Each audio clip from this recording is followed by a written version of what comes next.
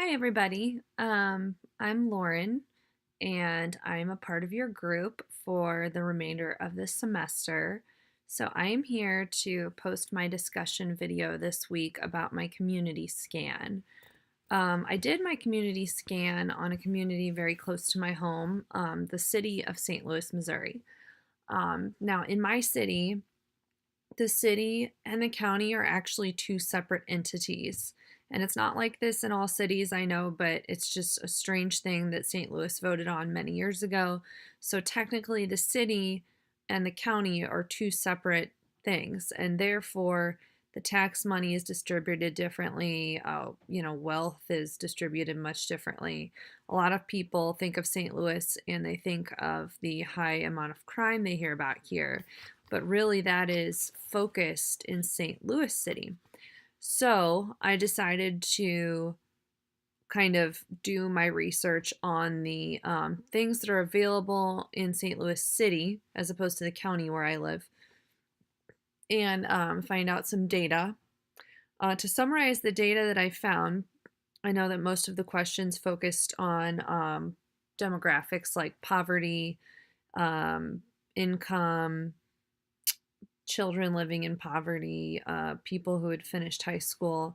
And what I found was that there is a high amount of poverty in St. Louis City, which I pretty much already assumed.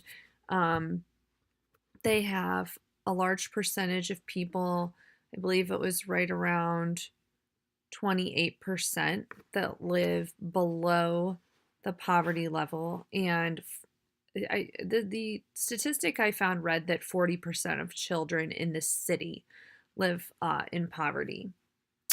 Um, I did have that there are 82% that have a high school diploma. 17% of people do not have a high school diploma, and the median income is around $38,000. However, for men, that's a little higher. For women, it's pretty close to the median, and the median housing costs are around $130,000, which I actually thought was maybe a tiny bit high for the city. But um, I made a lot of discoveries in researching the resources that are available to people. Um, I assumed that there were a lot better resources in the county, but in fact, the city has a lot of great resources. I was a little surprised to see how many great resources there are in the city for parent support, for furthering education, for children of abuse, all of those things. There's a wonderful charity I've heard about for years in St. Louis called Crisis Nursery. And so I think that a lot of people have piggybacked on that in recent years and created more like-minded organizations to help people. Obviously, like we talked about, or what the video that we watched this week about human-centered design talked about ideation and the implementation of ideas that are centered around the people that you're trying to help. So definitely, there's a huge connection between empathy and the social enterprise question. When you talk about who you're trying to create the solutions for, you have to have empathy and recognize what these people's problems are if you're going to create logical, helpful solutions. And I think a lot of the organizations that I list in my community scan really have done a good job at being empathetic towards these people, recognizing their problems, and then tailor making solutions.